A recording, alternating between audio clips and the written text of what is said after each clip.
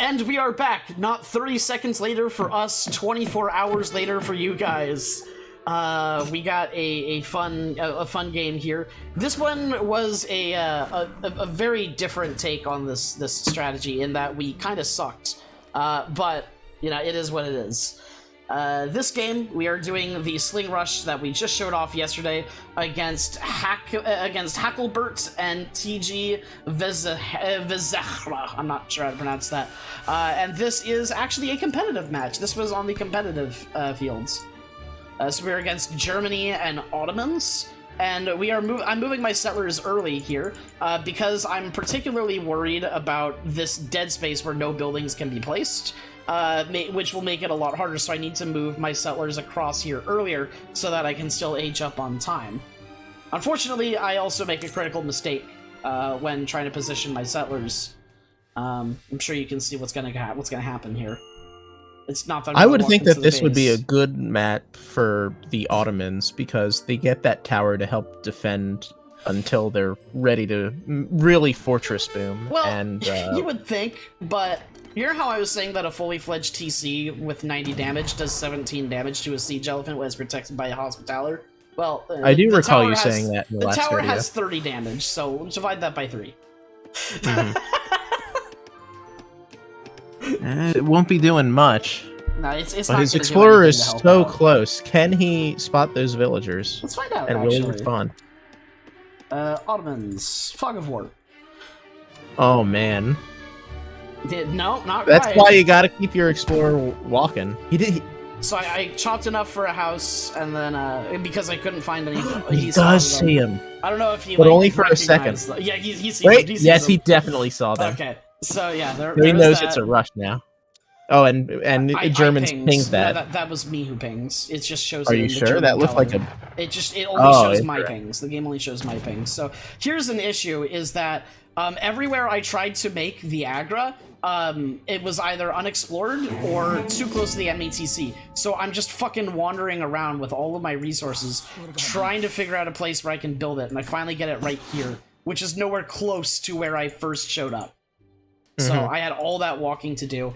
And you can see we're already past 2 minutes and 30 seconds when I'm starting to age, and that is not good for what I want with this strat. Normally, I start aging using this strategy around the 1 minute and 30 to 40 second mark. So I agree with what Kinda Cat says there in regard to the middle of the map being the best place, because then you can attack either side, and you can also coordinate with your ally better. Yes. By having it on the flank, it'll be longer before he can get to help you. You know? Although you have to kind of balance between 2 different points to try to find a spot to build your Agra. The smarter play definitely would have been to go into the center, but, you know, hindsight 2020. Or in Kinda Cat's case, not hindsight, but just my hindsight. Kinda Cat's really smart, so, you know, there it is. But I have the 300 food already for the elephants. I'm just trying to shop for some population and some settlers at this point. Alright, one of my explorers died here, and the other one died way over here. I lost both of my explorers in H1. This was a really terrible start. But, you know, the strategy is still, you know, underway. Let's check out what our opponents are doing. Germany is aging up probably with Quartermaster. Yep. And I'm guessing the Ottomans are doing the same thing. He's almost age 2. Also with the Quartermaster. Yep. And he's got a market start here, along with the trade posts. He's feeling comfy. So there's his age up. He's got a lot of wood, actually. Maybe he's planning on making his apps? What do you think? It's hard to tell. What I can guarantee it's not is Abyss. that He's definitely not making what Abyss. He's planning, he's not gonna get it off the ground. It's too late. It's already too late. Because that barracks is not in a good position. Well, he'll need some gold for the Minutemen. He will need some gold for the Minutemen. But yeah, that barracks is in an unfortunate position for him. But... in this situation, it might be better to put it behind the town center. Yeah. I don't know why. So with the barracks open, it would have been... Yeah. I think you're right about the AZAPs, though. So now he's switched off completely to gold. So now I think he wants to make Abyss guns now, but I think it's too late. Looks like he switched off completely from everything. Mm-hmm. We just and here comes the attack in. Yeah, we just destroyed a house in the background. He's targeting the Hospitalers because he can't really target the Siege Elephants right now. Hospitalers also have lower HP in general, so you want to get those first kills. So and they don't have range res either. Mm-hmm. And even with second tower shooting, it's really not doing much damage. Like you said, the negative modifier against the elephants is just... Right here, 203, 203. 195. That's really brutal. He needed to get those Ottoman militia out, and maybe he would have had a chance then, because of their bonuses. So that's kind of cool. Yeah, these sellers managed to escape. Notice he didn't even get all of his wood crates before you. I actually never noticed that. I don't think I ever collected those. You got to keep an eye out for that. You can send a villager over and steal it. And now we're just it's the best feeling in the world. Let's kill this barracks. I actually spot those janissaries coming out during the walk by there. I'm like, there's janissaries over there. So yeah, our next objective is kill this barracks and then kill this outpost so that he can't like spawn shipments behind us, right?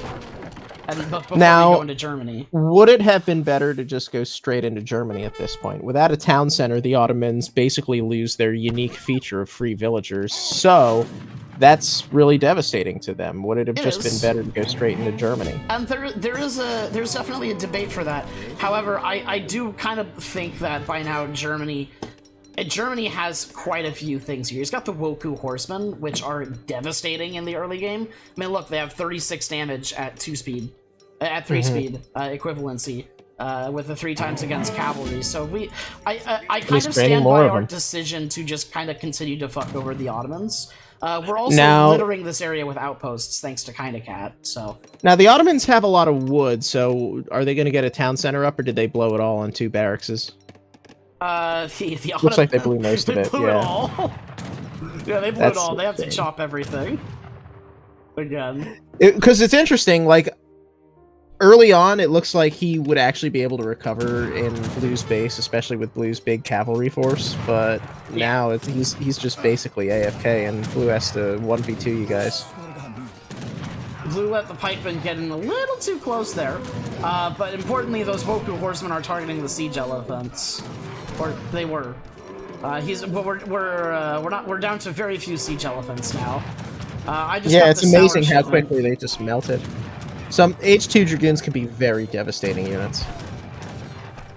Just before like many players have skirmishers, it can be really hard to counter them. So maybe switching to Gurkhas is what you do here. I mean, am I right? Is that what happens eventually? You are seeing the future, yes. Yep. But the best way to deal with those early dragoons. He's starting to get a TC up, and oh, look at that! My Sours are nearby. I'm like, oh, he's building a TC. We can go on these settlers here. And that TC's gone. And he deletes it. He gets all that wood back, to be fair, or most of it at any rate. Yeah, but he's back to chopping another 50 wood again after all that. So we really put Ottomans out of the game here for quite a while. So yeah, Malta went crossbows, but unfortunately he just walked too long and lost most of them. He was busy. He was busy typing rains. What was he trying to say? Rain dance? I think he was asking me to raid. I think kind of was asking me to raid. You should have been paying attention to his own raid first. I was already raiding. Yeah, that was a really missed opportunity. So now the Ottoman TC is going up. So we're gonna switch over to our perspective here. Kinda Cat has been spamming the frontier defenses, but the outposts are now at their build limit pretty much, or they're close enough that she can't send any more of the outposts. But yeah. Yeah, so that's where that's at. And we're at this kind of standstill where Germany very obviously has an eco advantage on us. He's got a heavy coin-based economy, and he's got the tavern. And at this point, I've sent foreign logging and a whole bunch of unit shipments. That's all I've sent. Also, notice very interestingly, they've taken both trade posts. Yes, and we never burn them. Yeah, I guess you just give them an experience advantage as well. Although, for the Ottomans, it'll be some time before they can do anything. I guess the only impact the Ottomans have for maybe the rest of the game here is in shipments. Or at least in the next 5-10 minutes. You'd be surprised, though. The Ottomans actually did quite a bit. Not anywhere near as much as the Germany player, granted, but yes, of course. Yeah, the Ottoman player was able to keep a military presence up through a lot of the map. So there is that. Yeah, we're just trying to we're just kind of marking all of their hunts and stuff. Like there's a tower here. We're just trying to mark all their hunts and coin mines, places they might dip out of in order to get resources. And yeah, look at that. There's militiamen. They're at 1 HP. Guarding a mine. Yeah. So they're one tap. Thank God. And now they have to go off this mine. Well, those one taps save the villagers. The villagers don't get snared for a little extra time. Probably saved a villager's life having those Minutemen out there. Just one, though. So I have a small mass of Rajaputs now, and I still have a siege elephant, which I have healed back up to full health using my explorers. Excellent. And I'm trying to see if I can get this tavern down here. That's kind of the goal. Because, specifically, because all of these guys ran off to deal with the sour raids. And I was wondering if I could get in fast enough. We actually did a lot of damage to this thing. Ooh, and then he has you surrounded just because his gather point was behind you. So you're gonna get wiped here. Yeah, We'll do some damage, but I end up leaving without destroying this thing.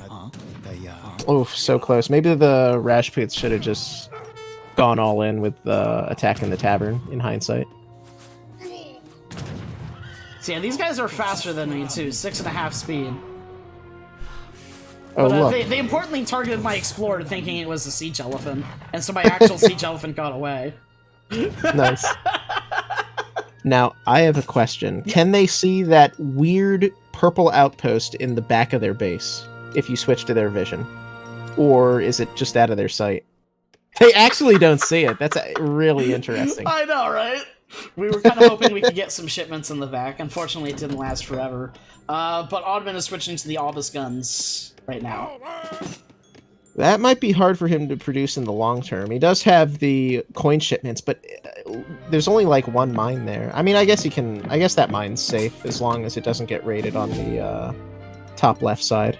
But yeah, if it gets raided and he's spamming Abyss guns, he'll never be able to get to the Fortress Age. Oh right, we spotted some villagers. Oh yeah, and there's settler wagons too. They're very valuable. You don't want to have settler wagons out gathering hunts without an escort. And right now, the closest things there are like some Ulans at the native trade post. I don't know if that's too wise. I kind of forgot about this sour, and he just let me kill a couple settlers with it because I think it's some bigger fish to fry. One more time. Is he distracted by something on the west side? It doesn't look like there's anything there. It looks like he just kind of let me have that. Oh no, he dealt with it with the Ulans. Got it. Okay. Yeah, they still don't see that tower? It's literally like one tile out of their line of sight. It's pretty funny. Yeah, lots of pings going around. Kinda does a lot of pinging and chatting because Kinda doesn't use a mic. So I'm able to talk, you know, and verbally express what's going on, but Kinda has to use the text and the pings a lot more.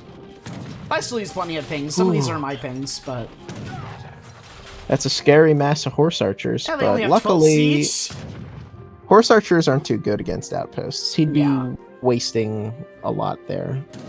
Honestly, it would be a good idea to raid your villagers with that horse archer mass. Even though horse archers don't do as much damage to villagers, I mean, you have so many there. And now I'm starting to massacre. You have them penned in. It's like it's outposts everywhere. Here's a fixed gun going up. And I'm starting to mass Gurkha at this point, and I'm also shipping 700 coins so I can get to H3. Very interesting. By this point, the only person in H3 is actually Kinda the person who slung me resources. Just kind of funny. And kind of spamming the infinite 1 Falconet shipment, which I probably would have gone with the 9 fire throwers, but you know. Well, he sent a lot of unit shipments. I guess he saved all his resources for aging up. I guess Kinda doesn't really, it doesn't have very many shipments in Age 3, which is kind of fair, you know. Oh, they discovered this. Given what our strategy archetype is. Oh, I think they found that outpost. Yeah, they did. They're burning it down. And unfortunately, the outpost is targeting the explorer instead of the horseman. Yeah, you can manually target those targets, folks. You don't have to just accept what the outpost is shooting at. Yep. No. Switch the target to a horse archer, guys. Exactly. It'll work. It does. And so we have a falconet now, so we're just kind of pressuring because we know that he's gonna want to try to challenge that horse or that falconet with the Woku. So we're just gonna plant a bunch of skirmishers right here and hope he takes the bait, basically. Interestingly, it seems has a like TC here. It's Kindness TC. That's way too greedy. Maybe if you had like the cheap TC card for Malta, but he didn't put that in his deck. That's 500 wood that's going to be wasted there, unless you can garrison the flail elephant, I mean. So goofy. Yeah, and I have the Zaps now as well. I have a Zaps and Gurkha here, so. I'd have put the Zaps in front there, personally. Although, some Gurkhas are in the back. But yeah, that kills most of his cavalry. So did most of the Woku horsemen, so. And look at all that experience you get. Outlaws are just so valuable for the experience. They really, really are.